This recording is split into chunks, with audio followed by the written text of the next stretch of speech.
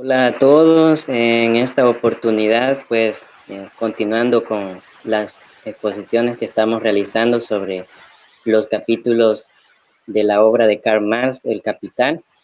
Me ha tocado a mí hablar un poco acerca del capítulo número 15, que está titulado Cambio de magnitudes del precio de la fuerza de trabajo y de la plusvalía.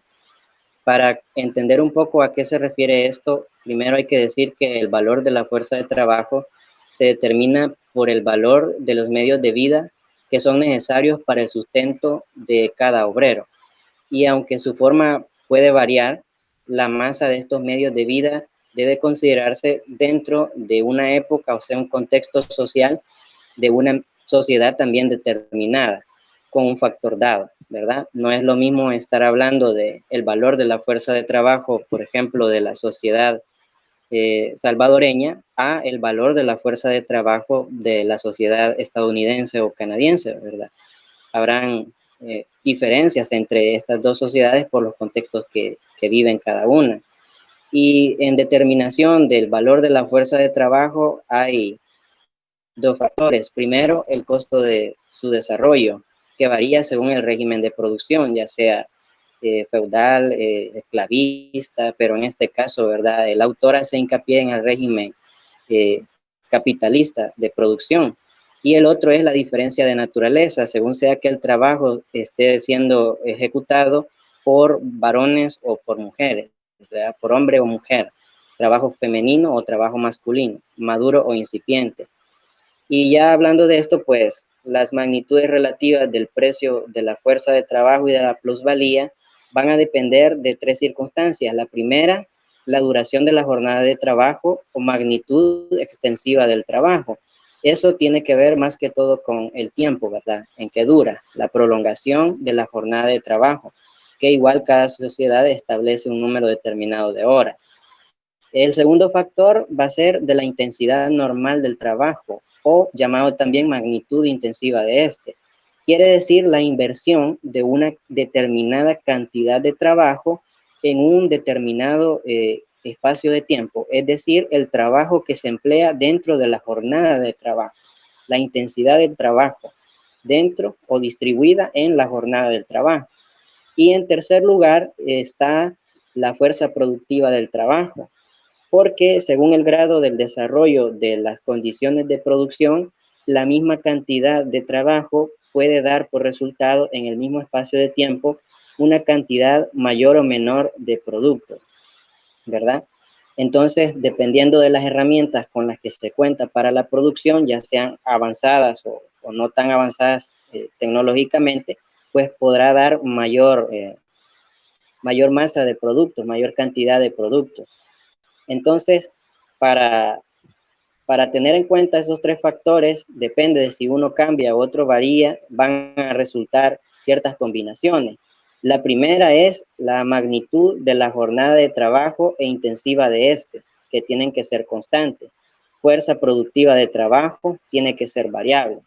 Se rigen por tres leyes. La primera, una jornada de trabajo de magnitud dada se traduce siempre en el mismo producto de valor, por mucho que varíe la productividad del trabajo y con ella la masa de productos y por tanto el precio de cada mercancía. Es decir, hay una determinada cantidad de horas y hay una paga que corresponde a esas horas y que esa paga no va a variar, ya sea de que el trabajo sea más fuerte, más riguroso, más intensivo, incluso las fuerzas productivas del trabajo sean mejores para producir más mercancía, pero como es una cantidad de horas determinada, pues está fijo.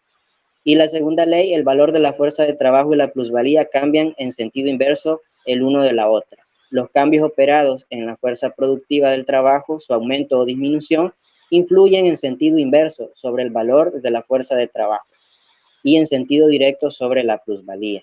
La tercera ley, el aumento o la disminución de la plusvalía, siempre es consecuencia, jamás causa del correspondiente descenso o aumento del valor de la fuerza de trabajo.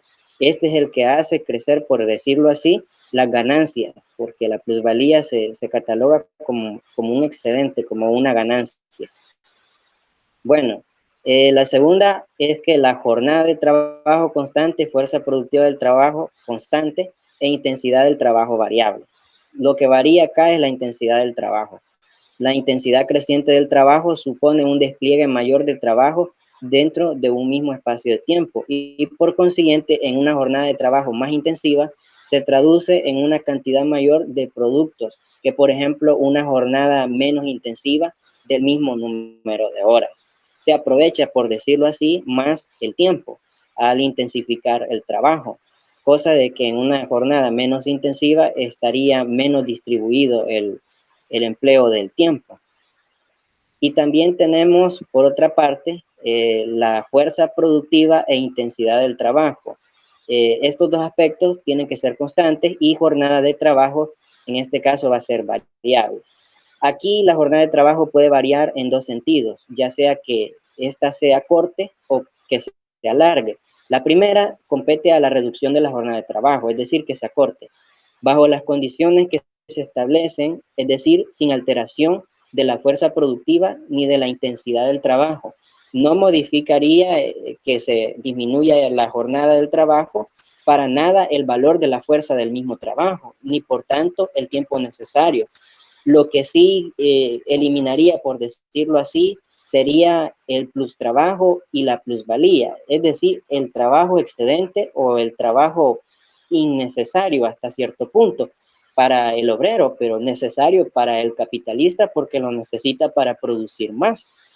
Es decir, se acorta la jornada de trabajo, pero y esto no va a modificar la fuerza del mismo, ya que siempre se está produciendo.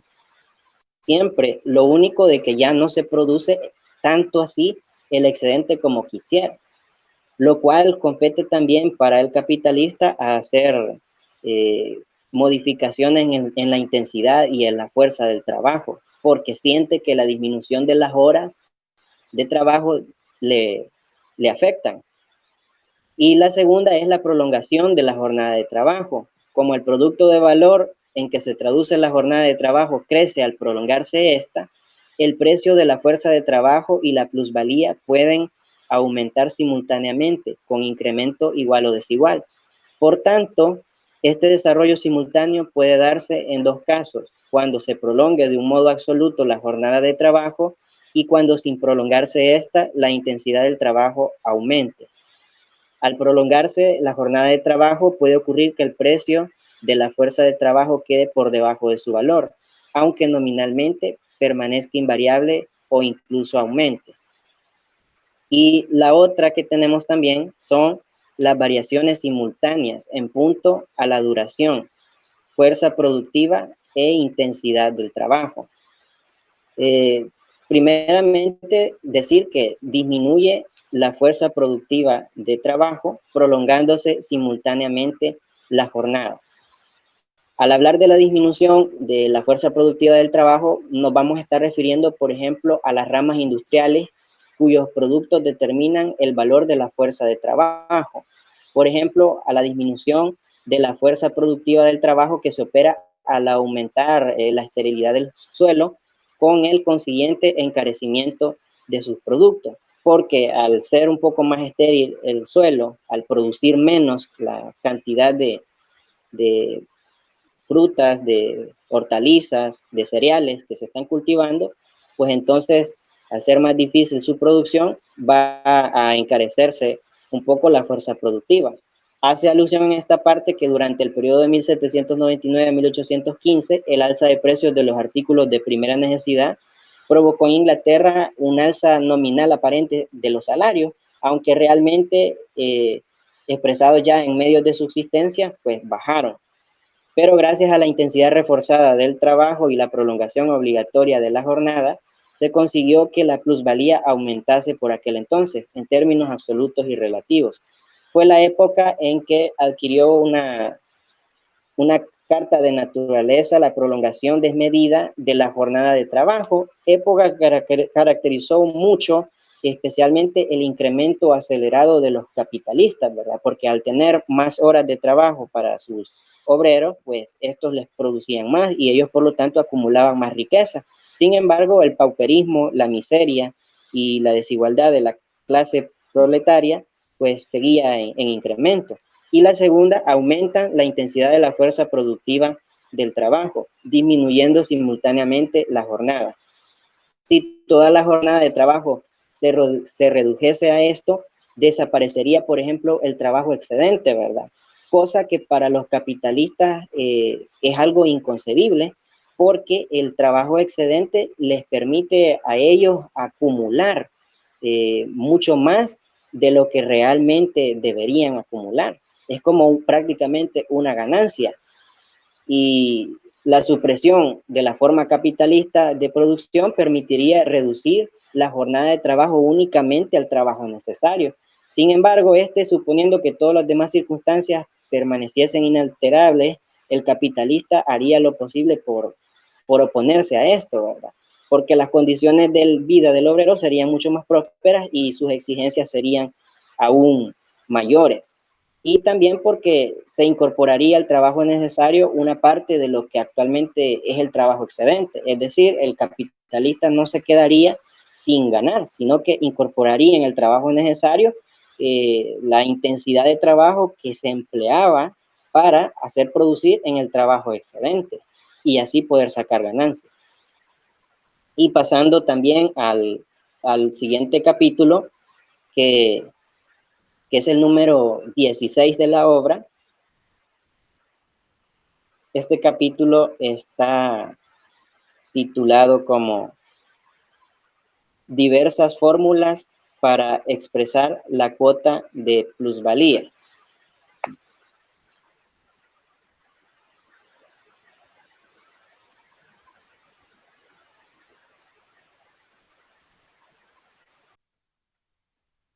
This call is now being recorded.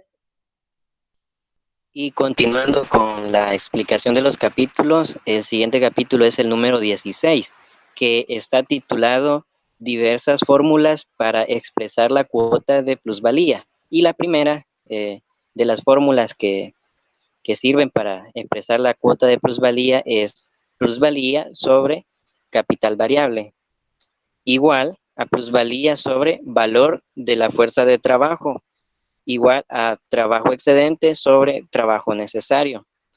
Las dos primeras fórmulas, estas se expresan como relación de valores, lo que expresa la tercera como relación de los tiempos en que se producen esos valores. Estas fórmulas iguales entre sí responden al rigor de los conceptos y, por tanto, aunque implícitamente nos encontremos con ellas en la economía política clásica, no aparecen elaboradas de un modo consciente. Las que ellas nos presentan son las fórmulas derivadas siguientes, por ejemplo, la 2, que es trabajo excedente sobre jornada de trabajo, plusvalía sobre valor de producto, producto excedente sobre producto total.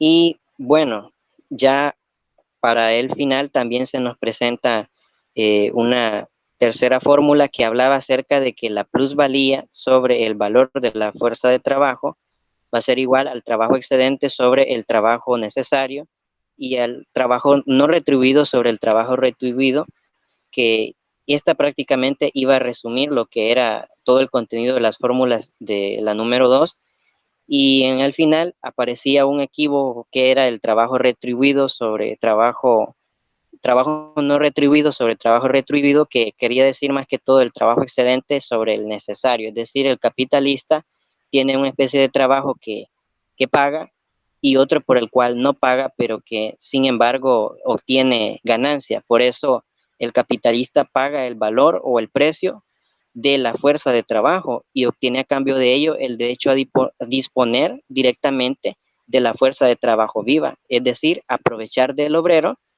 ya sea para trabajar lo necesario y luego para sacar un excedente que obviamente no es retribuido.